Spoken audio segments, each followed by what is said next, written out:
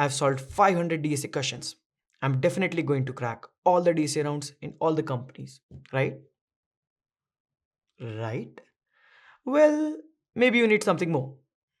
Hello everyone, this is Harshit Gupta, a mentor, a software engineer at Google.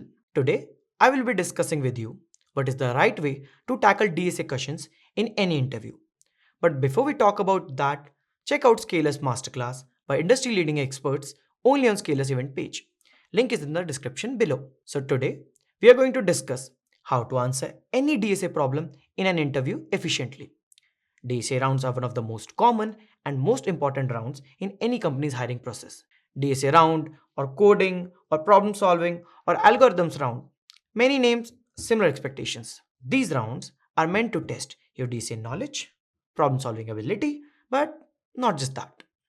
Today, we are going to discuss what are the expectations from a candidate in a coding interview.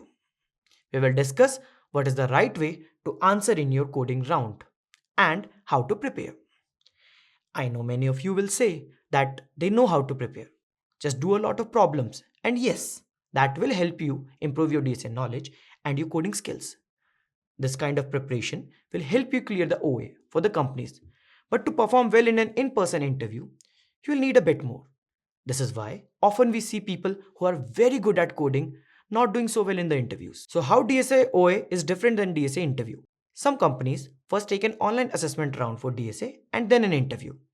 Even though both rounds are similar and the questions that are asked are mostly similar, but the strategy to excel in these rounds are different. The OA round or online assessment round just covers whether your code is fully optimal, fully functional, and passes all the test cases. Very rarely it happens that someone is actually going to look at your code or actually going to read that code and check how readable it is. But in OA, the problem is that there's not much room for errors. But that's not the case with DSA interviews. Even if you're not very sure about some language construct, you can mention to the interviewer that I don't remember the exact way this thing is implemented, but you can tell them how it works. What makes a DSA interview slightly difficult or just different maybe is that you have to explain your approach and your code. It's not just about having the right approach, but also being able to explain your approach properly and writing the code that's clean, readable, and easily understandable. Here, we are not running our code on some test cases. So we have to check ourselves if our code is correct, if it's covering all the edge cases, and it's the most optimal possible. In many cases, the interviewer might not tell you if your code is covering all edge cases or if the time and space complexity can be improved. So you have to demonstrate the skills to realize if your solution is the most optimal or if it can be improved, much like actual software engineering work. So, how should we tackle questions in a DSA interview? Follow these steps. So, step 1, clarification or disambiguation. Clarify the question first. You have enough time, so you can take a few minutes to understand the question properly. A lot of times, people panic and just start talking about an approach without actually understanding the problem. Take your time, understand the problem.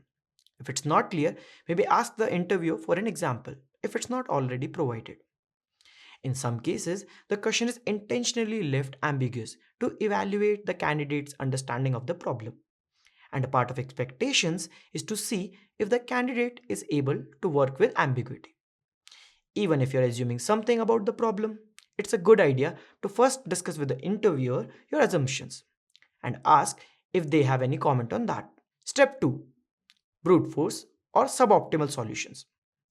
If you can't think of any optimal solution right away, you can start with a brute force solution. But don't waste a lot of time on that. Just mention what will be the brute force solution and provide the reason why you're thinking of doing something better. Like the solution you provided can have an exponential time complexity.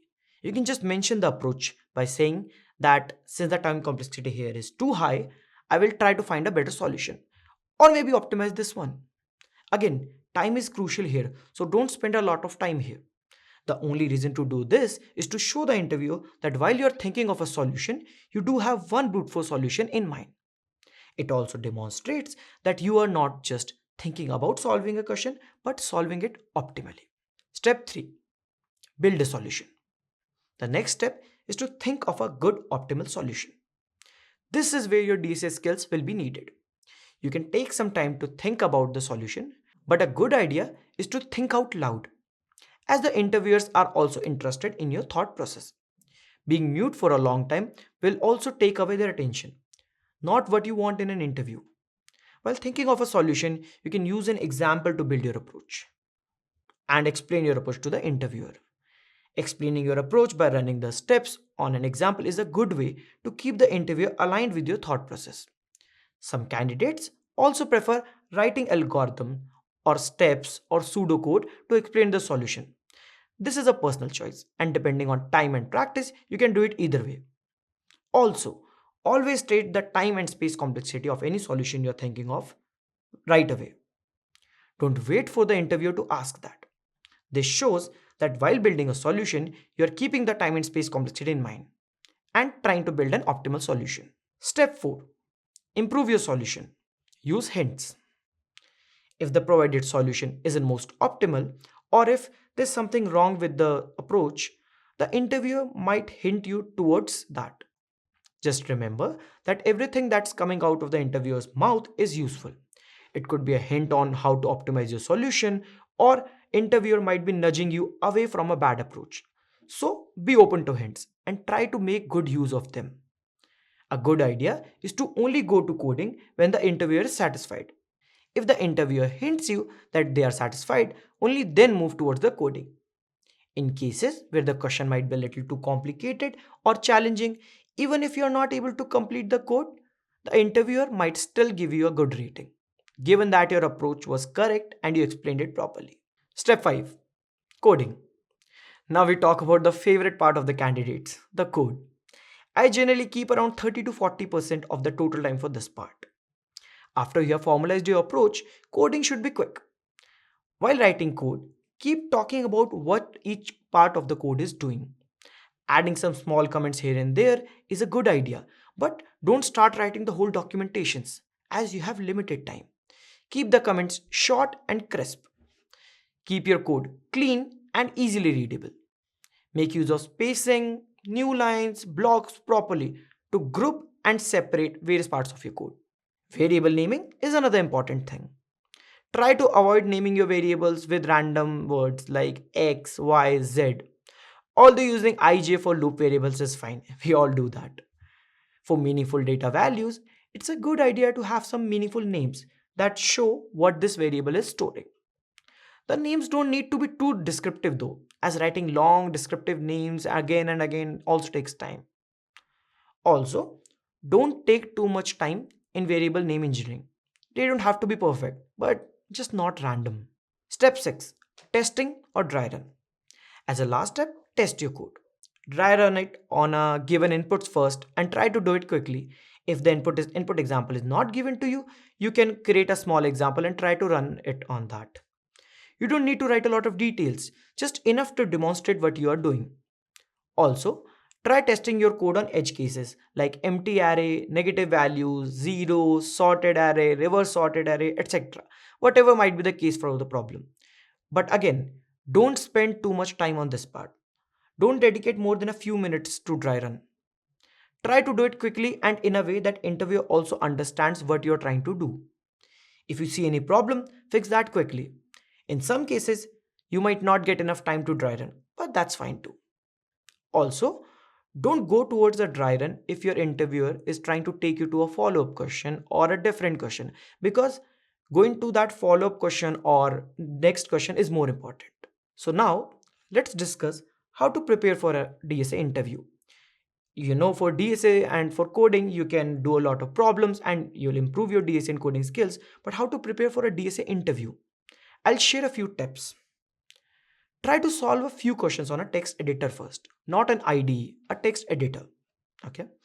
Try to mimic the interviewer setting. Maybe even talk as if you are in an interview and you are explaining your code to someone. Practice explaining your approach. Practice writing your approach and demonstrating as if you are explaining it to someone.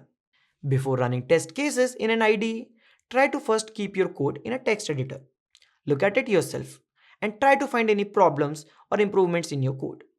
When you feel that's the best you can do, then go for testing your code in an IDE.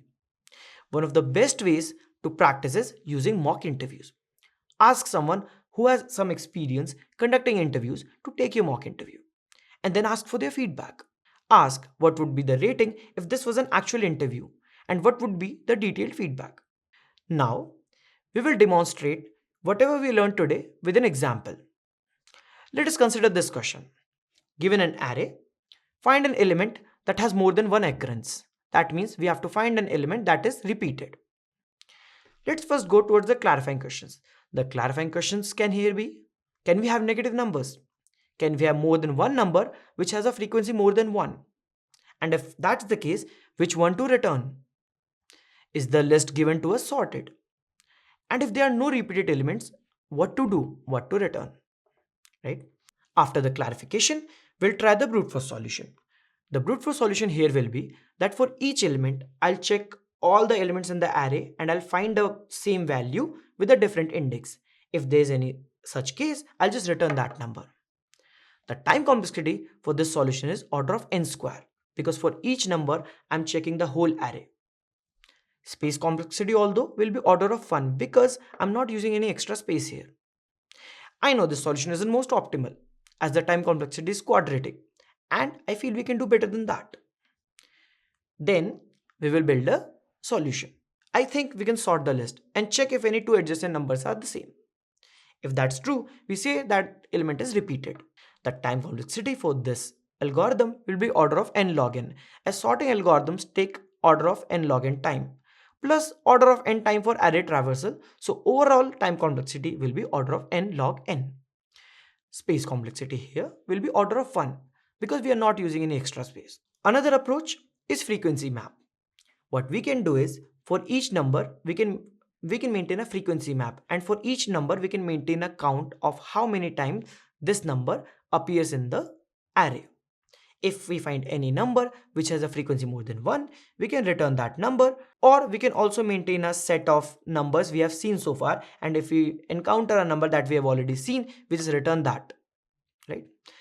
We can use a hash set or a hash map here for quick checking. So the time complexity here will be order of n, since checking in a hash map or a hash set takes order of 1 time.